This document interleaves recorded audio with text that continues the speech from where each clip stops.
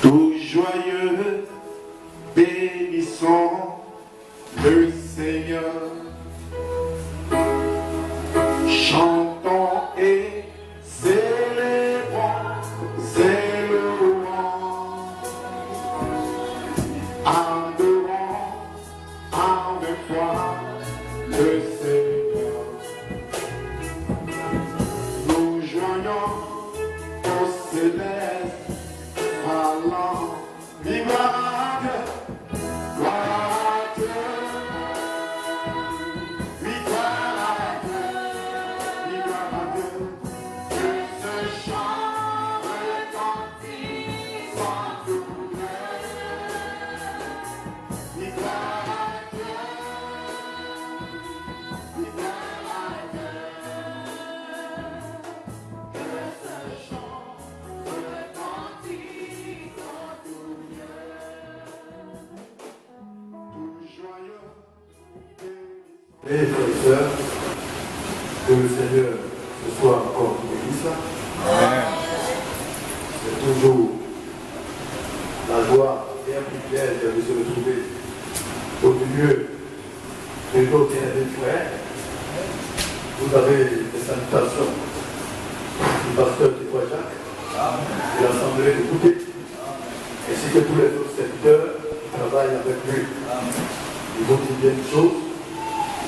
Et c'est vrai que je pense que le pasteur Théophile va se rendre en Europe, où il a eu une rencontre là-bas. C'est une fois qu'il va rencontrer aussi les personnes. Il y a beaucoup de choses qui se passent. Donc il y a beaucoup de choses qui se déroulent comme se doit. En fait, dans toute chose, le nom du Seigneur soit glorifié. Et que le royaume des cieux, comme on le dit, l'église du Seigneur soit davantage fortifiée. Tous les serviteurs de Dieu qui exercent dans les différentes assemblées appartiennent à l'église tout entière.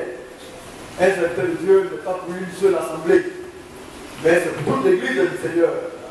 Notre désir, c'est que les choses se réalisent, afin que différents serviteurs de Dieu de manière régulière puissent venir pour édifier. Et que de la même manière aussi, les serviteurs de Dieu qui sont à commencer puissent aussi aller prêcher. Vous voyez, dans ces différentes assemblées, c'est leur souhait de voir les serviteurs de Dieu aussi aller prêcher là-bas. Donc nous bénissons le nom du Seigneur pour tout ce qu'il fait. Amen. Nous allons prendre le livre d'Hébreux, le chapitre 13, il dit quelque chose pour poursuivre toujours dans notre sujet. Tout ce que nous faisons, nous le faisons par amour et pour l'amour de Dieu. Nous nous préparons pour aller à l'enlèvement. C'est ce qui doit nous préoccuper. Toute chose que nous ferions, c'est cette visée-là que nous devons avoir, la préparation pour aller. Je ne cesse de le dire, aujourd'hui, ou bien demain, Dieu peut te prendre. Et puis ta vie va s'arrêter.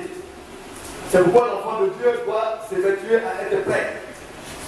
Vous voyez, tu peux aller dormir. Et puis, dans ton sommeil, tu vas rester sur ton lit.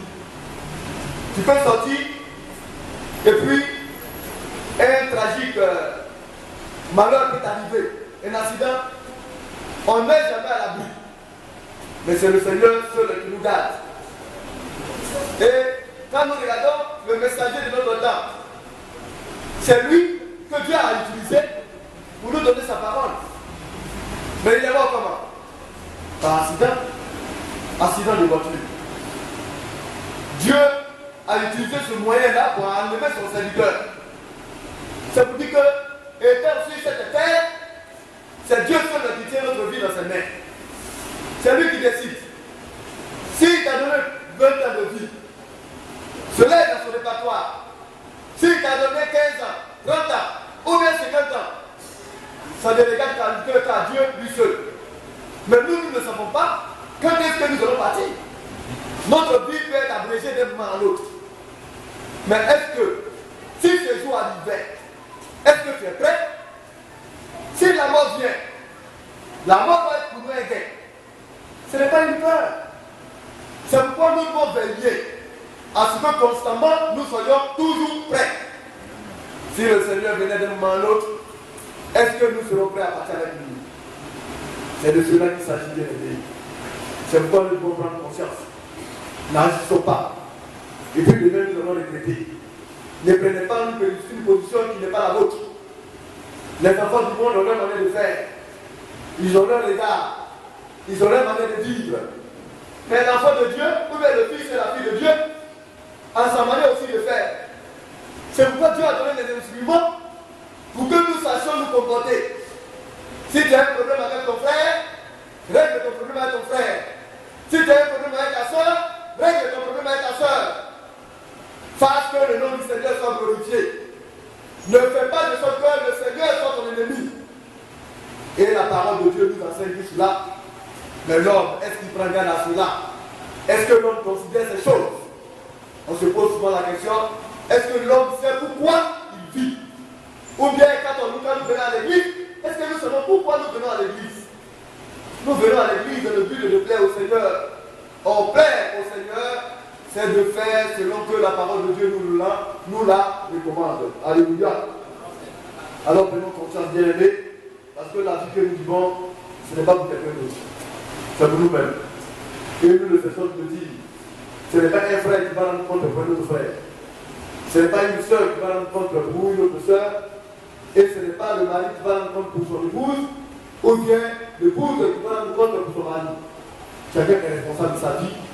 Si vous savez tenir compte de votre vie, alors Dieu vous la rendra en fonction de la manière dont vous la tenez. Si tu prends dans ta vie, c'est de cela que demain tu vas vivre le bradage. Tu vas vendre ta vie moins chère. Alors que Jésus-Christ s'est sacrifié à grand prix pour toi. Mais comme toi, tu n'as pas conscience de l'importance du prix pour lequel Jésus-Christ a souffert, alors le diable va venir, va te ligoter quelque chose, et par orgueil, tu vas vendre ta vie. Ne vendons pas notre vie. Alléluia. Il faut de sorte que Dieu soit glorifié en toutes choses pour notre vie. Il y a des choses que vous ne savez pas. Le combat est perpétuel. Pour l'église, nous menons un combat. Pour notre vie, nous menons un combat. Dans le ministère, nous menons un combat.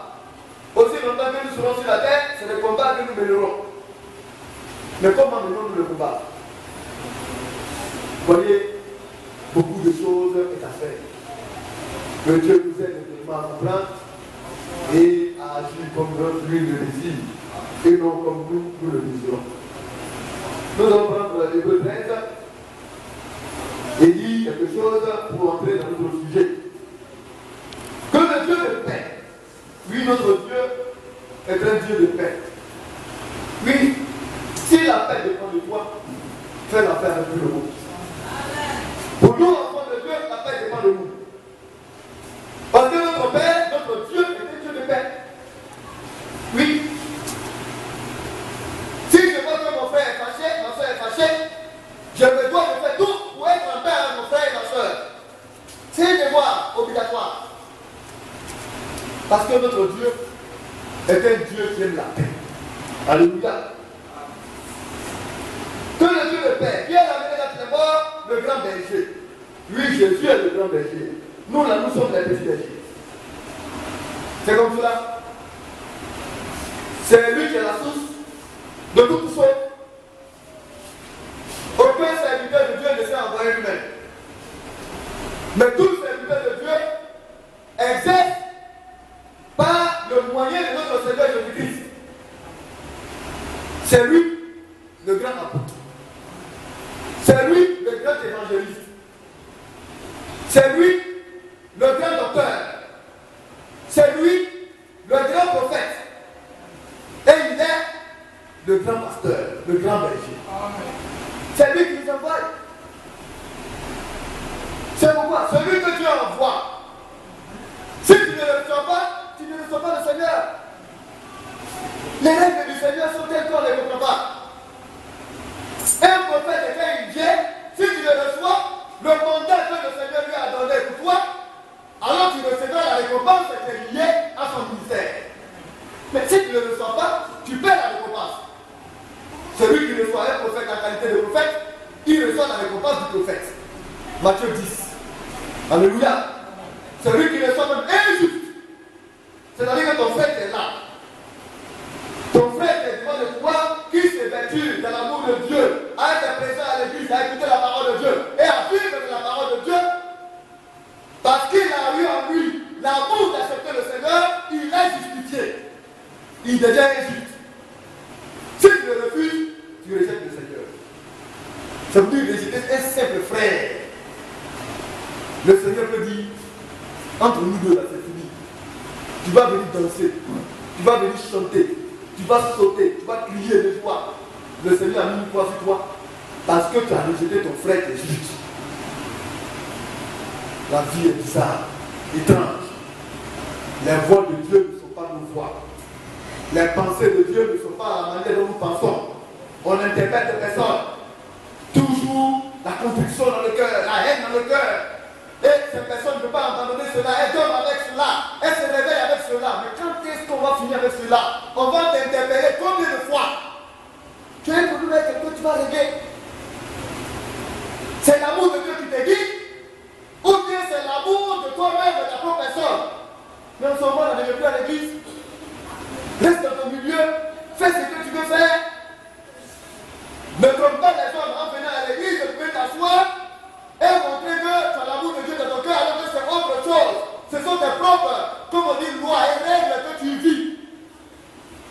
Bien aimé, nous devons arrêter cela. La colère, notre colère, le soleil ne doit pas se coucher là-dessus. C'est ce qui a été écrit pour les enfants de Dieu.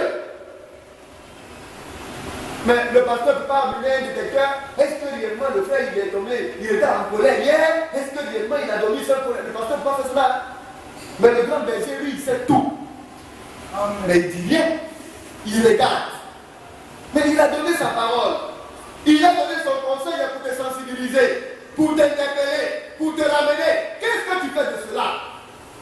Vous pensez que Jésus a venu spécialement pour dire, mais vous parce que tu es fâché, vraiment, ce que tu fais là, c'est pas bon, il n'a pas ce temps. Il te donne sa parole. Qu'est-ce que tu fais de sa parole? Prends-tu le conseil de Dieu au Seigneur? Ou bien marginalises-tu le conseil du Seigneur? L'amour de Dieu est impératif. Nous devons obligatoirement aimer nos frères et nos sœurs. C'est la parole de Dieu. Bien aimé, les incompréhensions ne peuvent pas être un vecteur, vous voyez, de nuire à notre amour fraternel. Si un frère ne comprend pas, Dieu me comprend. Si moi je ne comprends pas, ça fait quoi? La vie est simple. Alléluia.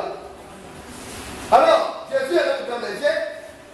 Par le sang d'une alliance éternelle, notre Seigneur Jésus. C'est lui qui a donné son sang. C'est lui qui nous a rachetés. Et cette alliance, en son sang, est éternelle. Mais on ne joue pas avec les choses sacrées de Dieu. Il n'y a pas longtemps, en décembre, on a pris cette scène. C'est pas ça? Il n'y a pas longtemps, hein? Qu'est-ce que nous faisons derrière établi par Dieu? Tu vas jouer avec le conseil de Dieu, la parole de Dieu. Nous sommes venus. Si nous avons des problèmes, nous disons au Seigneur, j'ai un problème, aide-moi. Mais on ne peut pas épiloguer dans ce problème, ou bien nous coucher dans nos problèmes. Le Seigneur nous a rachetés par son sang à grand prix. Nous devons en être conscients. Et il dit, notre Seigneur Jésus vous rend capable de toute bonne œuvre. C'est l'objectif. La capacité de produire toute bonne œuvre. Il nous rendra capable. Il nous rend capable. Il nous donne les moyens de lui être agréable. De marcher comme il veut. De porter de bons fruits. Mais si toi es frère, on te reprend.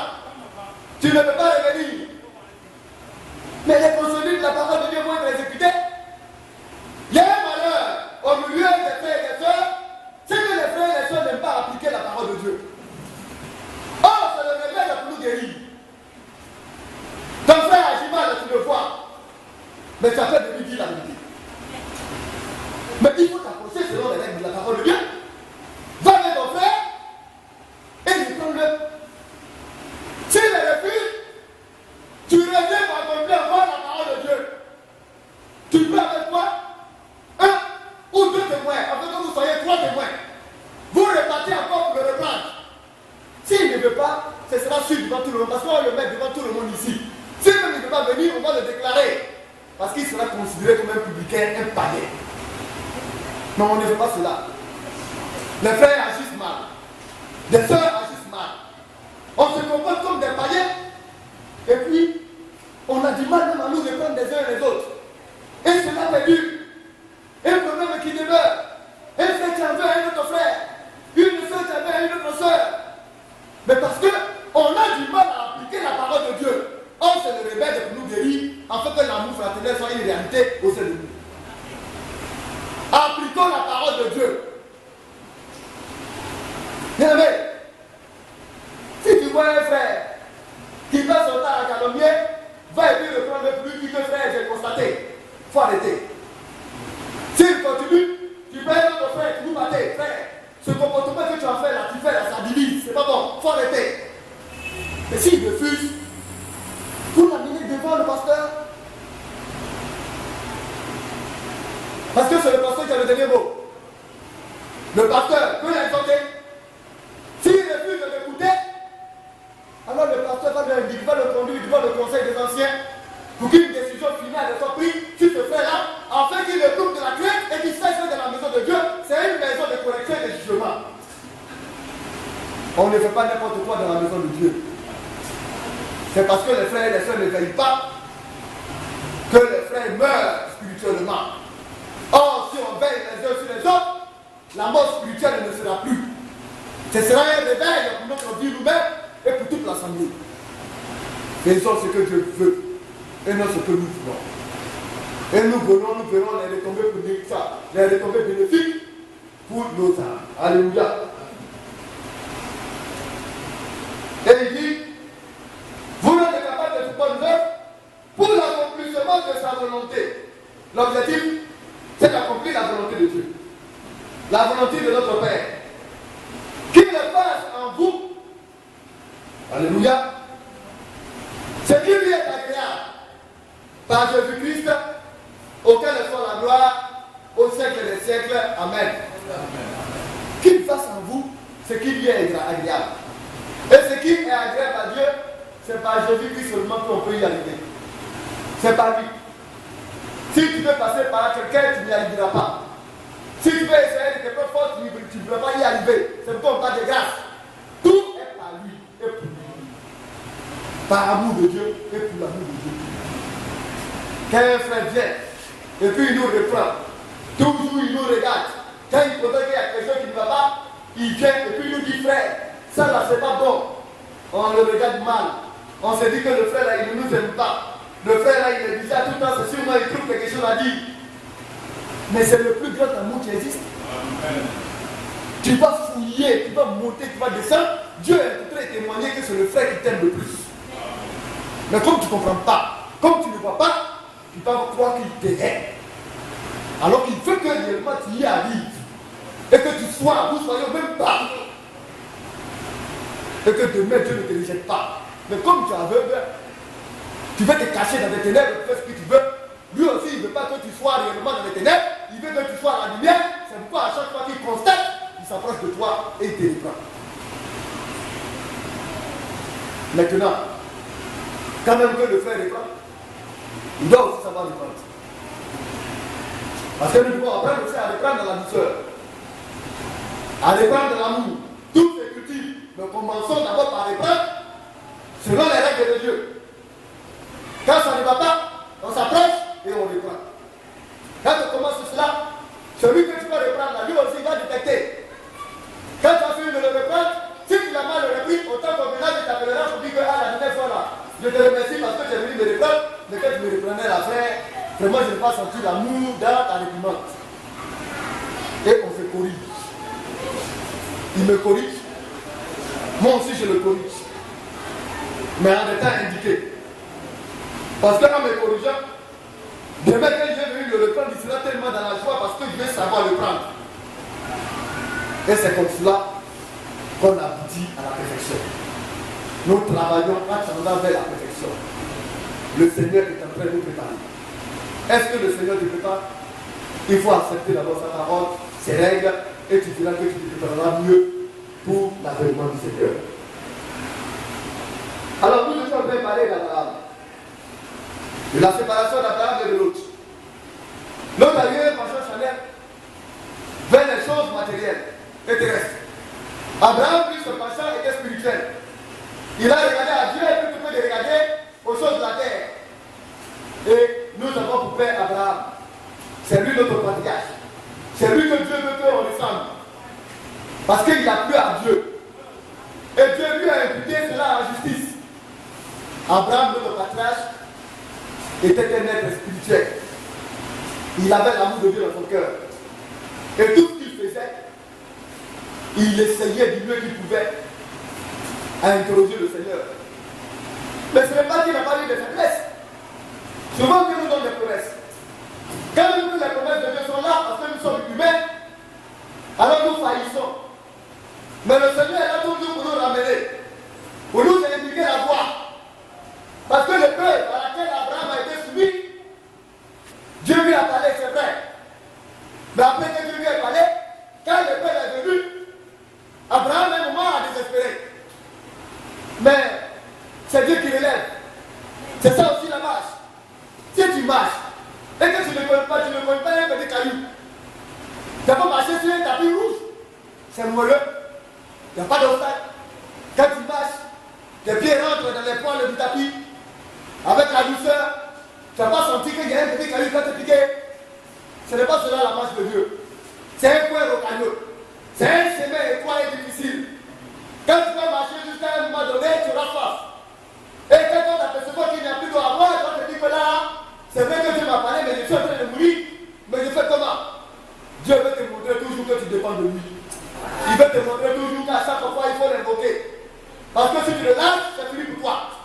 Nous devons être dépendants entièrement de Dieu. Dans tous nos faits et gestes, c'est la dépendance à Dieu.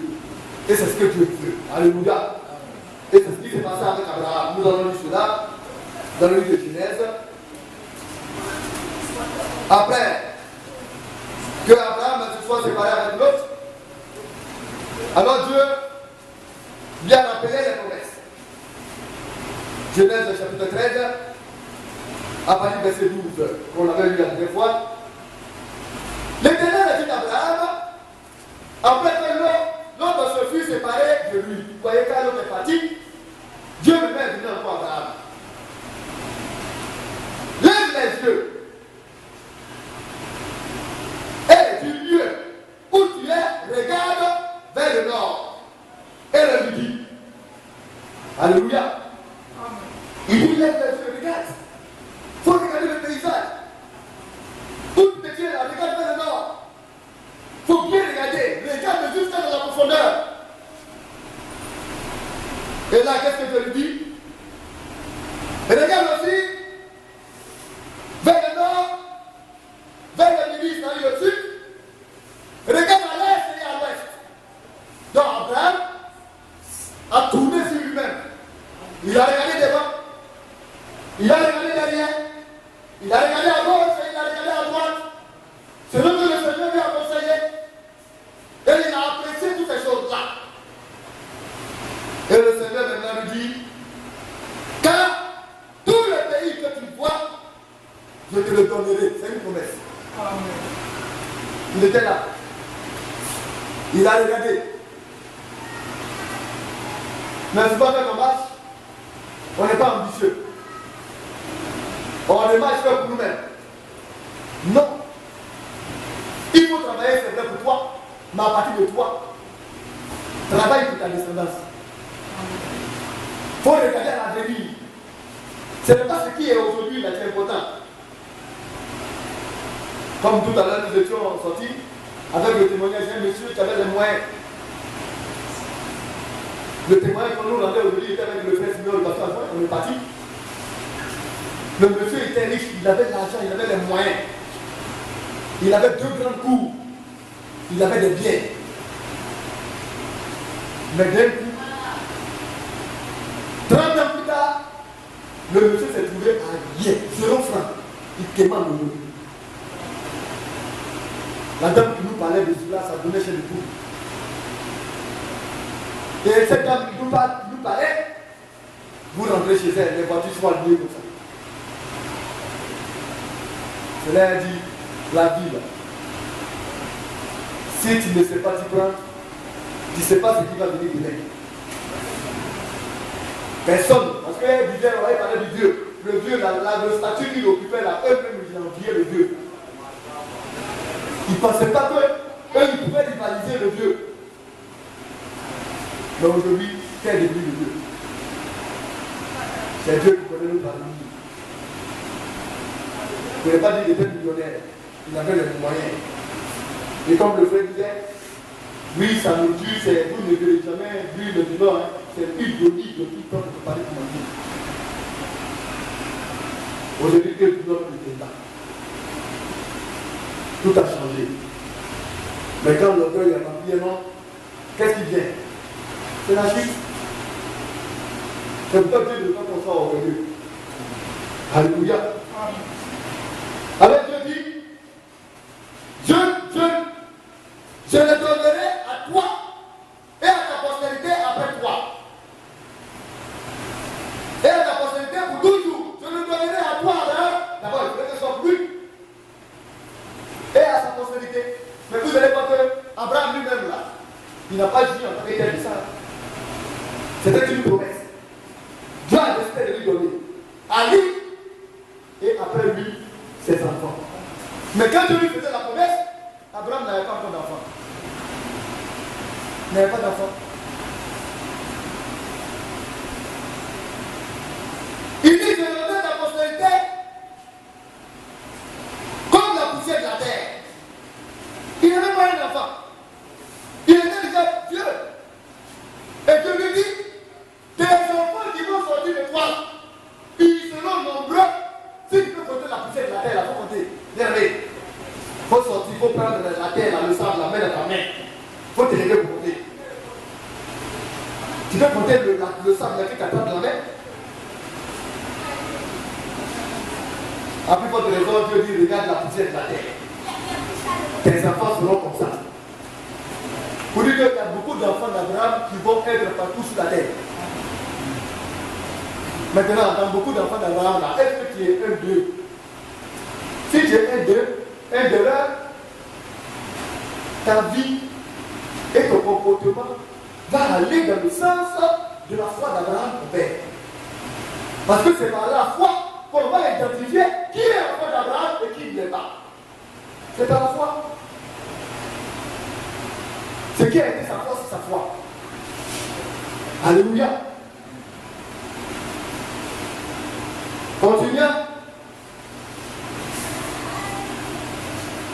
En sorte que si quelqu'un peut compter la poussière de la terre, ta postérité aussi sera comptée. Mais qui peut compter? Personne. Lève-toi, parcours le pays, dans sa longueur et dans sa largeur, car je te le donnerai. Ah, quand on regarde, on dit à Abraham, voici ton territoire, marche. Vous pensez que c'est facile? Tu vas marcher dessus, quand il y a un corps, ta langue là-bas, tu vas s'arrêter quand tu sais de l'eau. Oh, il va obligé de marcher. Parce que si c'est dit et qu'il fait un petit parcours, l'héritage de ses enfants, de sa postérité devient petit. Il est obligé de marcher longtemps. Parce que tout le lieu que va fouler son pied, Dieu a décidé de lui donner. Ah, Abraham a marché, hein? Il a marché, il a marché, il a marché. Tout le contour qu'il a eu à marcher, Dieu a scellé cela comme état le territoire d'Israël. Alléluia. C'est sur ce territoire aujourd'hui là que les Palestiniens font par la main, ils ont guidé. Parce que Dieu a promis ça à Abraham et à sa descendance. Parce que tout ce qu'ils sont en train de faire, ils vont partager, ils sont en train de lutter sur Jérusalem pour faire de Jérusalem la capitale à la fois d'Israël et des Palestiniens. C'est bien, ils ont joué. Le diable va s'exhiber d'une certaine manière. Tu veux comprendre cela, tu veux voir. Il ne faut pas aller en enlèvement, tu vas voir tout ce qui va se passer. Mais ce sera terrible. Parce que c'est que le Seigneur a montré sur la terre. Il y en a qui ne sont pas conscients encore de cela. Quand on parle, ainsi de suite, actuellement dans les parler, l'ONU est en train de mettre un système en place pour obliger Israël à accepter Israël ne veut pas. Quand ils vont contraindre Israël à accepter, l'église ne plus sur la terre. Or, ils sont en train de mettre les instruments en place pour obliger Israël à accepter. Israël commence à s'isoler au fur et à mesure. L'Union européenne n'est plus d'accord avec Israël. Seuls les Américains sont les amis d'Israël. Le jour que les États-Unis vont s'affaiblir, ils sont déjà presque même affaiblis. Parce que l'Union européenne est en train de se dessiner. Ils ont leur armée, ils ont leur drapeau, ils ont leur monnaie. Tout est en train de se dessiner. C'est la dernière puissance qui est en train d'arriver. Les États-Unis ont cédé la place à la Chine. Actuellement, c'est la Chine qui est la première puissance. Ça veut dire que les États-Unis commencent à faiblir. Or, l'Union européenne est en train de travailler de sorte de dépasser la Chine. S'ils n'ont plus dépasser la Chine, l'Union européenne devient la première puissance et la prophétie biblique entre en scène. Mais en ce moment-là, quand tu deviens quoi? Vous voyez, ce que Dieu nous donne, on dit Dieu merci, mais servons Dieu avec cela. Parce qu'aujourd'hui, on ne peut plus tout compter sur la terre. Parce que les temps sont finis. Tu dois partir paquer de l'argent dans ton compte. Le temps va venir, tu vas courir pour dépasser ton compte, tu ne sauras même pas que tu as un compte là-bas. Si tu es de Dieu. Maintenant, si tu n'es pas de Dieu, tu vas de Dieu le Seigneur. Parce qu'il y aura une persécution pour l'Église. Quand on fait des trucs rien, on te pèse un peu, c'est toi qui vont te dire des temps et puis tu cries. Mais ça, c'est 1 milliard de fois plus que ce qui arrive. Tu veux ou tu ne veux pas, l'église sera persécutée. On va nous chasser de nos maisons. On va fermer nos églises. On va vous détecter dans vos maisons. On va aller vous attraper. On va vous torturer. Les chrétiens vont courir de ça et là sans avoir à manger. Vos parents vont vous réunir et ils vont vous démasquer. C'est ce qui est écrit. L'église va connaître une persécution avant de manifester la puissance pour être enlevée. Tu veux où? Tu ne veux pas où? Cela va arriver. Mais d'abord, on te trouve sur ton cœur, devient du bon caillou. Quand ce temps va revenir là, tu seras le premier à régner le Seigneur. Parce que ce qu'on pose comme acte, c'est ce qui va se dessiner demain. Si dès maintenant tu apprends à comprendre, tu apprends à accepter, à pardonner, bien aimé, le temps viendra où tu ne réuniras jamais le Seigneur. Mais quand on touche, on dirait que c'est un ballon qui est rempli, qui est gonflable, et qu'on a pressé. Aïe, aïe. Si vous attendez le souffle, le vent qu'il fait, vous allez dire, mais qu'est-ce qui se passe? Apprenons à comprendre. La terre, actuellement, nous n'avons rien à faire avec cela. Mais, quand tout va finir, nous allons revenir, et c'est nous qui allons régner sur la terre pendant 1000 ans. Mais en attendant, c'est Satan qui règne sur la terre. C'est ce qui est écrit. Le Seigneur n'est pas encore venu. Parce qu'il y a une promesse. Quand l'église sera dans le ciel, et que la tribulation aura lieu, et que les choses seront difficiles, le Seigneur va venir. Mais quand il va venir là, on va croire qu'il va venir pour les chrétiens, il ne s'occupera même pas des chrétiens. C'est des juifs qui vont s'occuper. Alléluia, parce qu'il viendra sur la montagne pour s'occuper des 144 000 juifs élus. Comme aujourd'hui, il est en train de s'occuper de l'église élue, de l'église épouse. On se dit, mais comment le Seigneur s'occupe aujourd'hui de nous? Mais on ne prend pas garde. On n'a pas Dieu pour voir. On n'a pas des oreilles pour comprendre. Tout ce que le Seigneur nous donne, la parole que le Seigneur nous transmet, la dénomination n'a pas ça. Les églises ont sorti de cela et n'ont pas cela. Mais ça des personnes de qui on ne fait aucun cas. Des personnes inconsidérées. Puis bien aimé, de trop peu, moi je me dis toujours, on n'est pas riche, hein? Il y a des riches. Nous savons de quoi on parle quand vous parlez, vous pensez que c'est un jeu. Il y a des hommes là, chaque jour par jour là, leurs parents peuvent mettre à leur disposition 500 000 francs, même 1 million par jour pour dire que c'est ton argent de poche pour le jour. J'ai connu une famille, chaque jour le père leur donne 50 000 francs, 50 000 francs. Voilà le temps. Il avait quelque chose de 5 enfants, 6 enfants. Les autres ne peuvent pas plus celui sur la ton argent. Mais c'est aussi un mystère. Parce qu'aux États-Unis, on a vu des héritiers, des fils uniques, héritiers, des milliardaires. Et puis, tellement qu'il se sentait misérable et malheureux, il dit qu'il n'est pas heureux, il est parti à l'escalier à l'état, il s'est mis là, et puis il s'est lancé, et puis il est parti mourir. Ça aussi, c'est la vanité. On ne comprend pas. Le monde à lui appartient, ce ne sont pas les milliardaires. S'il est à Lyon, vous venez en Côte d'Ivoire, il va venir en Côte d'Ivoire. Dans les hôtels lycéens, il peut dormir à la Syrie comme il veut. Il peut rester 1 mois, 2 mois, sans même lever une petite voix pour dire qu'il va faire quelque chose. Mais il dit qu'il n'est pas heureux. Tout cela pour dire que ce n'est pas l'argent qui va l'aider. C'est Dieu qui donne le bonheur. Si nous avons compris cela, avec le peu que Dieu nous donne, nous serons heureux. Oh, bien aimé. Et c'est ce qui nous est écrit dans l'Hébreu. Sur le comportement à avoir. Hébreu 13, on va dire cela et puis nous allons revenir un peu. Alléluia. Hébreu 13.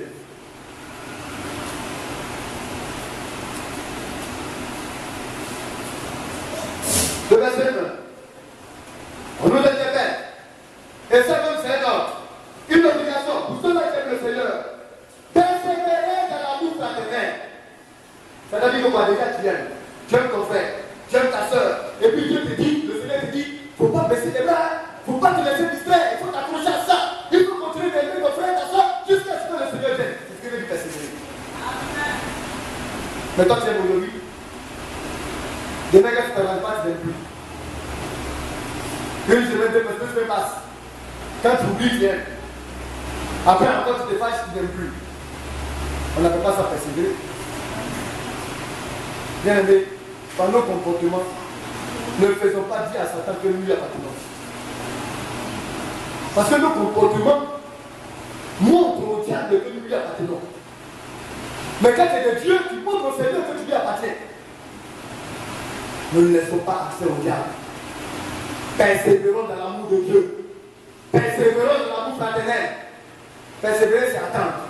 En t'accrochant, en t'appuyant sur Dieu, tu t'agrippes et puis tu attends. Alléluia. N'oubliez pas l'hospitalité. Être hospitalier. Accueillir des gens comme Abraham l'a fait. Être accueillant. Être réceptif.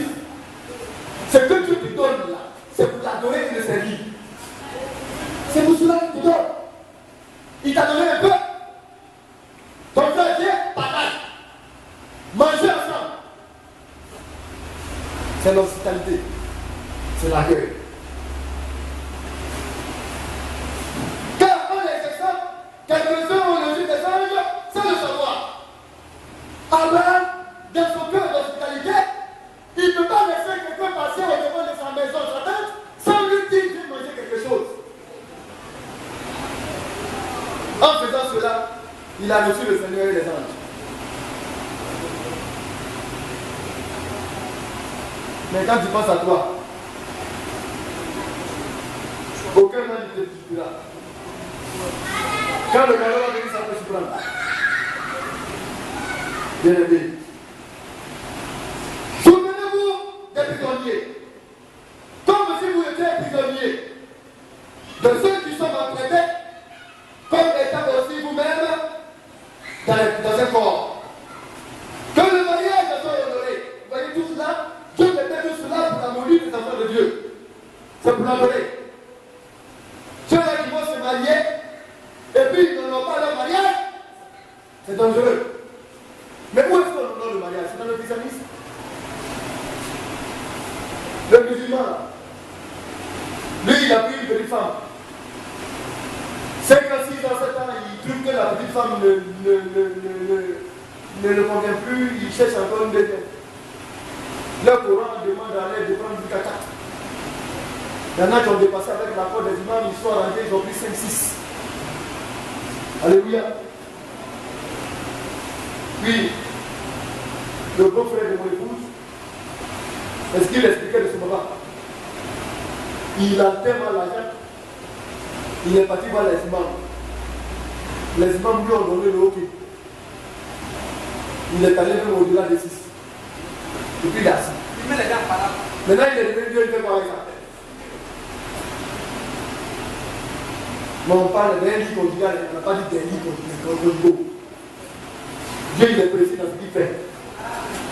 Honorer le lit conjugal. Alléluia. Parce que le mariage dans la vie normale, c'est une fois. Avec ta femme, ton épouse. Et le lit conjugal est exemple de souillure. Quand Dieu jugera les débauchés et les adultères, c'est écrit. Dieu va les juger. Or, la débauche, c'est quand tu vas de femme en femme. Les adultères, tu es marié avec ta femme, et puis tu te lèves pour aller chercher une autre femme dehors. Dieu va les juger. Mais, actuellement, ils font la vie. Ils se plaisent dans cela. Oui. Comme j'ai aidé, lui, il est tellement dans ça, que lui, il n'a jamais dans une église. Parce qu'il se dit que le jour qui va rentrer, il va mourir en tout temps. Même l'église catholique, il n'en pas. Mais encore une fois, c'est un mauvais but. Et il en est conscient. On espère qu'un jour Dieu le dira. Et c'est pour cela. Ne vous livrez pas à l'amour de l'argent. Voyez? Contentez-vous de ce que vous avez, car Dieu lui-même a dit, je ne te délaisserai point et je ne t'abandonnerai point. L'amour de l'argent. Bien aimé, ne le faites pas. Ne le faites jamais. C'est aussi de l'idolâtrie. Quand on parle d'esprit de maman là, mais un frère ne peut pas prendre l'argent pour essayer d'assujetter son frère. Ça c'est dangereux. Mais quand tu n'as pas l'argent, tu meurs. Quand tu as l'argent, tu es orgueilleux. Mais ça devient dangereux. Mais Dieu là, tu le mets où? Ce n'est pas l'argent qui fait l'homme. C'est la vie de Dieu là qui fait l'homme. Et puis quand tu vis la vie de Dieu, c'est écrit, c'est une promesse. Dieu dit, ce qu'il te donne là, il faut te contenter de ça. Si Dieu te donne 100 000 francs aujourd'hui, il faut gérer les 100 000 francs. Parce que c'est lui qui te donne. Il va faire de sorte que les 100 000 francs là puissent te suffire. Même celui qui a 1 million, il a des problèmes d'1 million. Toi, tu as 100 000 francs, quand tu vas vivre, tu vas rentrer chez toi, il sera même étonné de ce que quand tu as 100 000 francs, il ne peut pas croire. Mais pourquoi? Parce que la différence entre toi et lui, c'est l'amour de Dieu. Et le Seigneur dit, il donne une promesse qui suit. Car Dieu lui-même a dit, je ne te délaisserai point. Mais si Dieu dit, il ne peut pas t'abandonner. Bien aimé, lui il a l'argent, lui il rit de toi. Mais Dieu, lui qui donne le bien-être, lui il dit qu'il est avec toi. S'il est spirituel, il faut savoir que le fait que le Seigneur est avec toi, le Seigneur au-delà de tout. Ce n'est pas ce qu'il dit à Abraham et puis l'autre. L'autre a regardé la prairie. Il a regardé la verdure. Il a regardé la belle tente. Il a regardé le luxe. Abraham a regardé à Dieu. Mais si Abraham se dit qu'il a Dieu, il a tout. Bien aimé, je vous dis une chose. Ça s'est passé dans les églises. Ils ont marginalisé un frère. C'est pourquoi ici, je ne marginalise jamais un frère, même s'il est pauvre. On se connaît. Je n'ai jamais pas pour un frère, même s'il n'a pas l'argent. Les frères sont là. Au contraire, même quand le frère même est pauvre, et qu'on le considère pas, je lui donne plus d'attention. Les frères qui n'ont pas l'argent, ils savent. Dans des églises, dans une église, on a marginalisé un frère. Ceux-là qui l'ont lié, ils étaient des gens dans l'église. Et puis, Dieu lui a fait place. Tu vas te foutre d'un frère et d'une soeur. Quand Dieu ne va pas d'argent, tu vas dire quoi? C'est là maintenant que tu dois le respecter. C'est que tu es intéressé. Et puis, c'est finalement et c'est hauteur. L'Esprit de Dieu a voulu faire ça. Parce que d'un moment à un autre, la vie d'un frère peut changer.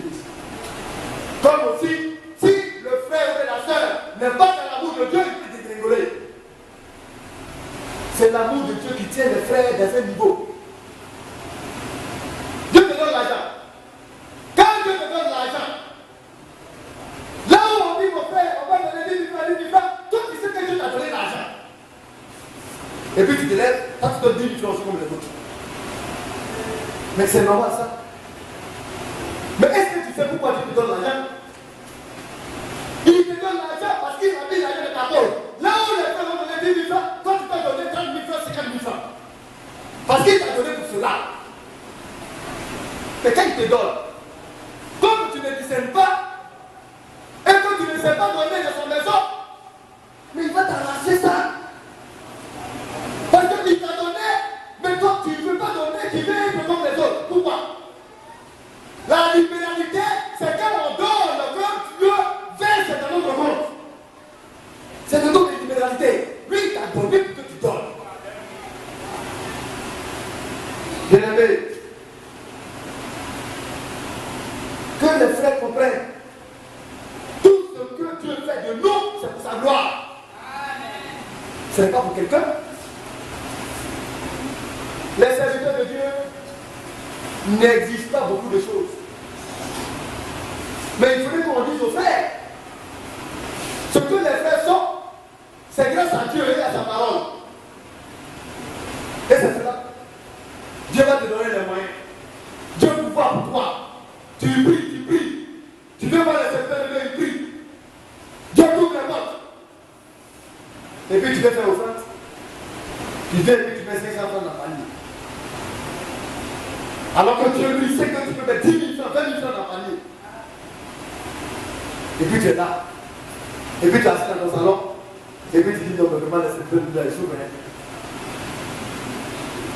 Mais Dieu t'a donné pour que le temps des serviteurs de Dieu aient la nourriture de la maison. Est-ce que tu disais pourquoi Dieu t'a donné? Comme le frère était en train d'expliquer quand il était parti au bateau de pluie. Un frère, les frères ont prié. Dieu l'a pris, Dieu l'a placé dans une bonne fonction au ministère de l'Intérieur. Des visions qui ont été montées. Pourquoi Dieu l'a placé là-bas? C'est pour bénir l'église. Quand il est arrivé là-bas, il a tourné le dos à l'église. Les frères vont le voir pour régler les problèmes. Le frère dit que lui n'est pas là pour ça. Les frères sont décidés pour aller pour Dieu. Ça ne va pas durer. On l'a amputé, on l'a affecté. Ils l'ont cassé. Et c'est maintenant, après, quand ils l'ont fini de casser, il dit frère, vraiment, si j'avais su même, c'est moi qui j'allais faire beaucoup de frères. Les frères me regardent depuis qui t'a porté. Dieu n'est plus avec lui. C'est fini. Il ne va jamais se relever. Et il ne fait que entrer dans la toupie. Tant pis. La maison de Dieu, c'est une maison. Quand Dieu donne, c'est pourquoi il donne. Discernez pourquoi le Seigneur vous donne. Dieu donne pour que vous donnez dans sa maison. Alléluia. Parce que c'est lui d'abord. Comme on ne demande pas, on pense que c'est normal. Mais ça, allez-y dans les pays anglophones. Dans les pays anglophones, le frère il a commencé à travailler. Avant même de payer la voiture d'abord, c'est pour Dieu qui paye d'abord. Son pasteur va rouler la voiture, avant que lui ne roule là-dedans. Parce que pour lui, il va se dire que c'est une malédiction. Mais ils ont un avion. Ces frères-là ne roulent plus de voiture. C'est un avion qui prennent d'une ville à une autre ville. Frère, mais le message va dire, Dieu va bénir le message. L'église sera bénie. Mais quand on parle de bénir, c'est spirituellement d'abord. Et quand financièrement, maintenant Dieu te donne, tu sais comment maintenant utiliser de ce que Dieu t'a donné. C'est comme cela. Donc, bien allé, il faut arrêter d'amener tes dettes à l'église. Il faut considérer Dieu que tout.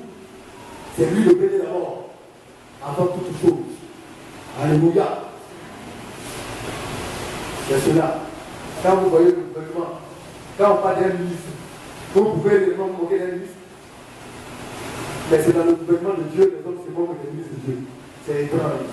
C'est incroyable. Ce que le monde donne à un ministre, vous pensez que Dieu peut donner ça à la ministre de Dieu? Mais Dieu veut le faire. Il y a des personnes qui ne comprennent pas et qui s'en justice. Que le Seigneur nous soutienne.